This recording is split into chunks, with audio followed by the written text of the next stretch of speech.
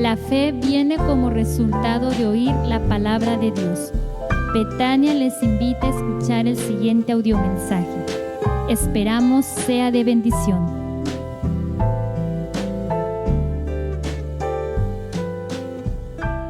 Que el Señor les bendiga abundantemente en esta hora. Damos gracias a Dios por una vez más poder compartirles esta bendita palabra de Dios.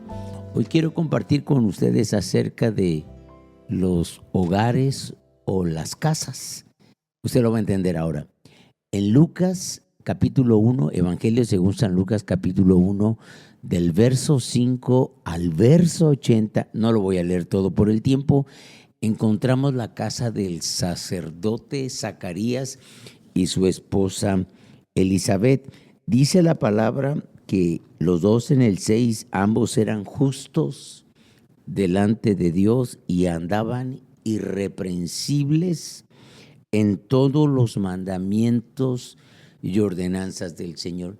Yo he estado pensando mucho cómo muchos de nosotros creemos que Dios es el viejito que está al final del universo, como Santa Claus, para darnos unos 2 o 3 regalos. No amigos, no hermanos, no familia. Dios es una persona más cercana a ti que lo que puede estar tu esposa, tu esposo, tu hija, tu hijo, el ser que más ames. Él está cerca de ti, te conoce bien y Él quiere que tú le conozcas. Repito, ambos eran justos e irreprensibles delante de Dios en todos los mandamientos y ordenanzas del Señor. Pero aquí hay un pero no tenían hijos. La esposa era estéril. Y voy a decirte algo, qué bueno cuando nosotros atravesamos o tenemos ciertas dificultades en la vida y nosotros no nos amargamos, sino oramos al respecto. Me llamó mucho la atención lo que el ángel le dice a Zacarías en el versículo 13, pero el ángel le dijo a Zacarías, no temas, porque tu oración ha sido oída.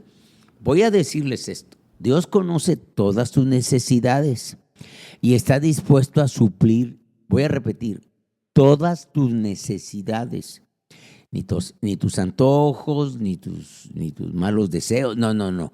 Todo lo que tú necesitas, Dios está dispuesto, pero debes orar, debes pedirle a Dios que Él intervenga en el asunto.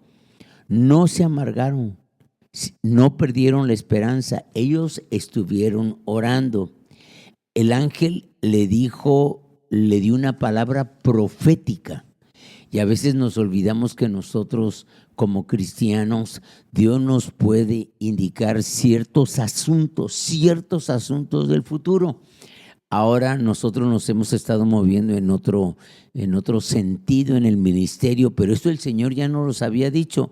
Así como cuando nos dijo que no íbamos a quedarnos en cierto lugar, así como cuando nos dijo que íbamos ya a tomar el pastorado, así el Señor nos dijo de este trabajo que estamos haciendo. Y pues ayer casi estuve dormido todo el día, pero creo que fue necesario, indispensable, porque no somos de madera ni de plástico, no somos de carne y hueso, pero el Señor nos fortalece. Y ha sido una bendición, un gozo poder predicar la palabra de Dios. Y nosotros encontramos en esta lectura que el ángel les dio una palabra profética. Les dijo, Él hará volver el corazón de los padres hacia los hijos. Pero más que lo que le dijo, yo quiero que tú veas. Por eso la invitación es que leas todo el capítulo. Está un poquito largo, pero es una bendición que lo leas 1, 2 o 3 veces. Y dice el ángel, Él hará volver el corazón de los padres hacia los hijos. Fíjese el orden. Padres a los hijos, no hijos a los padres. Son los padres los que han abandonado muchas veces a los hijos, por no decir casi siempre. Y cuando ellos se enfrentan dificultades muy terribles, como que ahora sí queremos intervenir, pero nosotros tuvimos mucha culpa al no ser formativos con ellos. Por ejemplo, yo doy gracias a Dios por la vida y el trabajo que cada una de mis hijas ejerce en la casa, en el negocio, pero sobre todo y ante todo en el ministerio. ¿Por qué? Porque hubo un trabajo formativo desde que ellas estaban bebés. Si estuvo de acuerdo conmigo, al principio no, pero después sí, pero estuvo de acuerdo y ahora tenemos, gracias a Dios, buenos resultados. Él iba a hacer volver el corazón de los padres hacia los hijos. A veces parece que los hijos son un estorbo y no una bendición. La familia fue diseñada para tener hijos. Y mire usted muy bien lo que dice la palabra de Dios en esta lectura que usted va a tener en el verso 37. Si no se te queda nada, yo quiero que estas benditas palabras de la Biblia se te queden. Verso 37. Porque nada hay imposible para Dios. Entonces nosotros nos encontramos que la casa del sacerdote Zacarías y de su esposa Elizabeth es la casa del milagro. Segundo, vemos en el capítulo 2 del verso 1 al 52, que es prácticamente todo el capítulo, nosotros encontramos la niñez de nuestro Señor Jesucristo, la casa de José. Dice la palabra que el niño crecía y se fortalecía y se llenaba de sabiduría y la gracia de Dios era sobre él. Prácticamente esto lo dice el último versículo. Me he saltado mucha enseñanza que tenemos en este capítulo, pero yo quiero que observemos algunos detalles. Pues es la casa del Hijo de Dios, es la casa del Hijo de Dios encarnado. Yo voy a decirte, bueno, sí quiero puntualizar esto porque esto es bien importante, bien importante. Nosotros tenemos que encontrar aquí en la casa de José que dice la palabra del Señor. Ahora, Señor, este hombre llamado Simeón tenía una palabra, que él no iba a morir. Lo que yo te decía, el Señor puede decirnos algo del futuro sin que él conociera la salvación del mundo, la cual es Jesucristo. Dice, ahora Señor, despide a tu siervo en paz, verso 28, conforme a tu palabra, porque han visto mis ojos tu salvación. Habían visto al bebé, habían visto al niño. Y otra mujer que también era viuda, ella estuvo casada poco tiempo, dice la Biblia, 4 años nada más, y de ahí quedó viuda y por muchos años, y dice la palabra que no se apartaba del templo sirviendo noche y día con ayunos y oraciones. Esta es una bendición, hermanos, cuando nosotros nos proponemos crecer en la gracia, crecer en el conocimiento, en la medida que tú busques a Dios, le vas a encontrar, en la medida que tú hagas esto. Ahora sí voy a lo que me ocupa. El niño crecía y se fortalecía y se llenaba de sabiduría, y la gracia de Dios era sobre él. El conocimiento no es suficiente. Nosotros tenemos que enseñarles que desde niños ellos tienen que aprender a tomar decisiones sabias.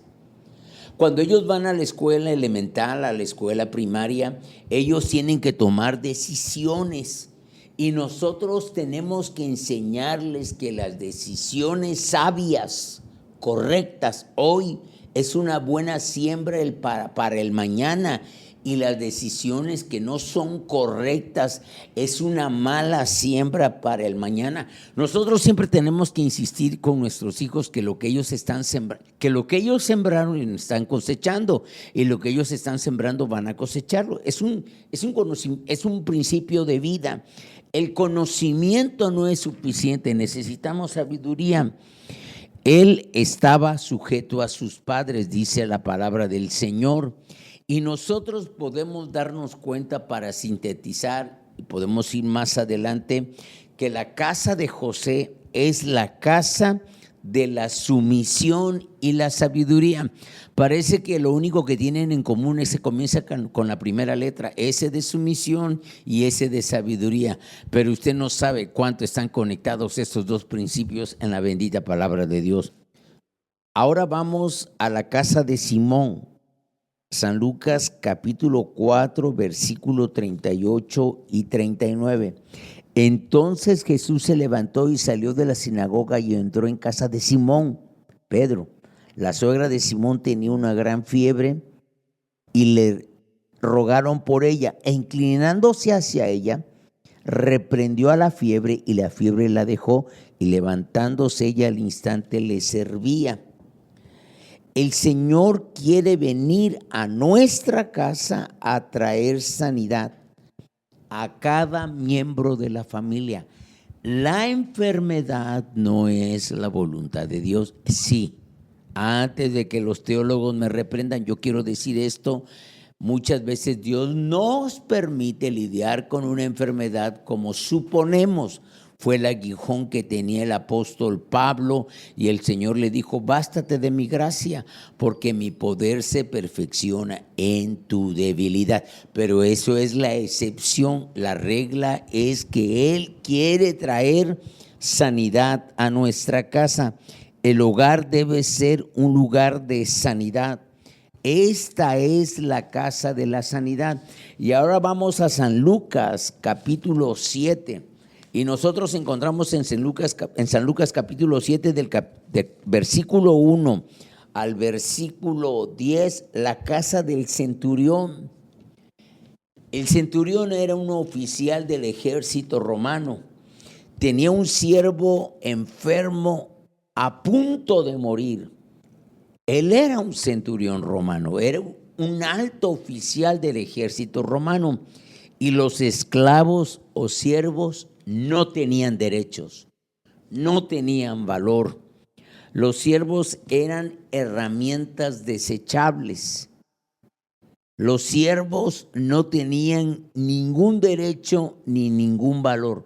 Pero este centurión era diferente. Y qué bueno cuando nosotros podemos ser magnánimos. Magnánimo es extenderle nuestra mano a alguien que está muchas escaleras debajo de la situación en la que Dios nos permite movernos. Este centurión era muy diferente, amaba a la nación de Israel, incluso les había construido una sinagoga.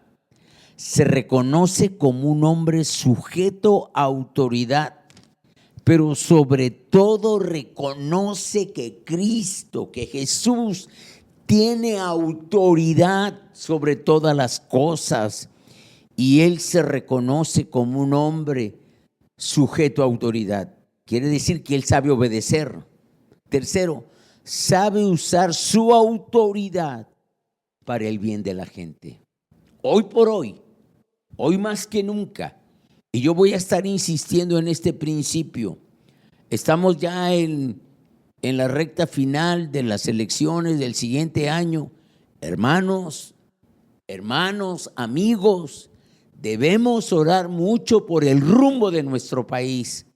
Parece que todo se está desmoronando, descomponiendo, yéndose al fracaso, pero Dios tiene poder. Dios tiene poder. Y Él puede hacer que nuestro bendito México, que dice el himno que el destino está escrito por el dedo de Dios, este bendito México puede volver todo su corazón hacia el Creador. Como dijo uno de los grandes profetas del Antiguo Testamento, buscadme y viviréis. Hoy más que nunca se necesitan hombres y mujeres con autoridad. Primero, estos hombres y mujeres necesitan reconocer la autoridad de Cristo, de Jesús. Segundo, necesitan someterse a una autoridad. Tercero, deben saber ejercer la autoridad. El ejercicio sano de la autoridad en el hogar es determinante para el correcto desarrollo de los hijos. Qué importante. Nosotros como familia, esto lo aprendimos de los McLean. Nosotros sí conocimos una familia que venía del norte de Michigan, y los McLean, el papá decía Richard, él se llamaba Richard, su hijo se llamaba Richard, tenían una hija que se llama Carolina y otra Susana, y dicen que después tuvieron un bebé que le pusieron en honor a mi papá, Esteban. Y yo nada más voy a decirte, ellos nada más decían una vez el mandato, era todo. Nunca tenían que repetir. Y mira que yo he dicho que era tremendo Richard. Se subía a la camioneta de su papá y se bajaba desde el cofre hasta la parte de atrás, era una tipo Suburban, y él jugaba arriba de la camioneta. Pero cuando era la hora de la reunión, tal vez la corbata ya estaba toda chueca y su camisa blanca estaba manchada, pero él se portaba a la altura del lugar donde estaba. El ejercicio sano de la autoridad en el hogar es determinante para el correcto desarrollo de los hijos.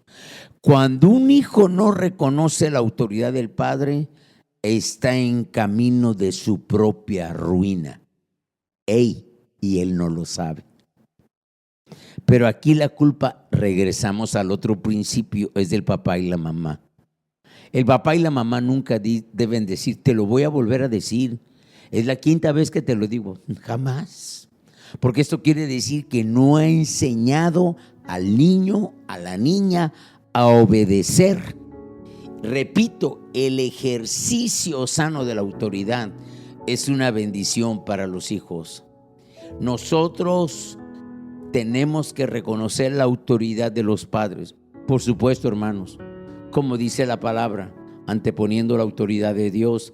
Por ejemplo, si mi papá me invita a tomarme unas cervezas, pues obvio que, o mi mamá, obvio que no lo voy a hacer. Si me invitan a hacer lo incorrecto, obvio que no lo voy a hacer, porque sobre la autoridad de mi papá y de mi mamá está la autoridad de Dios, a la cual yo debo obedecer primero. Después yo les puedo ampliar esto. Primero debemos obedecer a nuestros padres, después la esposa debe reconocer la autoridad del esposo. Pero aquí hay un problema. Cuando la sociedad ha sido tan machista y los hombres han sido tan desconsiderados, pero la esposa debe creer y saber que el esposo le ama, le cuida, le protege, le suple. Y cuando todo esto no se cumple, yo le he dicho siempre a mi familia, a la iglesia, al ministerio, a donde yo tengo la oportunidad, el respeto se gana. El respeto se gana. Usted como papá, como mamá, se debe de ganar el respeto si es esposo, de la esposa, de los hijos, si es padre, madre de los hijos, si es patrón de los trabajadores. Usted se debe ganar el respeto. La esposa debe de reconocer y respetar la autoridad del esposo, porque no es una autoridad legal establecida para someter, es la autoridad que cuida, que provee, que suple, que hace todo lo posible para que ella esté lo mejor posible que se pueda. La realidad es que donde hay autoridad no se necesita más que decir una palabra una sola vez. Gritar es trágica señal de que falta autoridad. Cuando usted grita, quiere decir que no hay autoridad. Cuando el padre siente la necesidad de decir, porque aquí yo soy la autoridad, significa que ya perdió la autoridad. Esa es la casa de la autoridad. Finalmente, quiero invitarle al Evangelio según San Lucas, capítulo 8, versículo 41 al 56. Para los hermanos que han leído varias veces el Nuevo Testamento, pues son lecturas muy conocidas y muy fáciles. Es la casa de Jairo. Era un hombre importante y reconocido, pero tenía un problema muy grave. Estaba atravesando una situación muy difícil. Su única hija estaba muriendo. Yo sé la bendición de tener hijas, es una tremenda bendición. Como me dijo un judío en el café de la parroquia, eres un hombre muy bendecido, y me dio luz dónde buscar. Y bueno, no me dijo dónde buscar, me dijo que estaba en la Biblia, y gracias a Dios ya lo encontré, y ahora sé que soy un hombre muy bendecido por tener a mis hijas. Yo sé la bendición que es tener hijas. Se requiere humildad para pedir ayuda y consejo. Y este gran hombre llamado Jairo, reconocido, tuvo la humildad de buscar a Cristo y pedirle ayuda. Y le llegó la noticia de que su hija había muerto.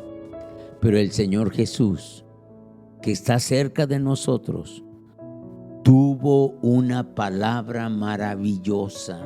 Le dijo a Jairo: no temas, cree solamente. ¿Qué está a punto de morir en tu casa? ¿Tu matrimonio? ¿Tu hijo? ¿Tu hija? ¿Tus finanzas? ¿Tu salud? Dios siempre tiene una palabra de resurrección. En el Evangelio según San Juan encontramos: yo soy la resurrección y la vida. El que cree en mí, aunque esté muerto, vivirá. La casa de Jairo es la casa de la resurrección. No temas, cree solamente. Padre, bendice esta palabra en el nombre de Jesús. Amén, amén.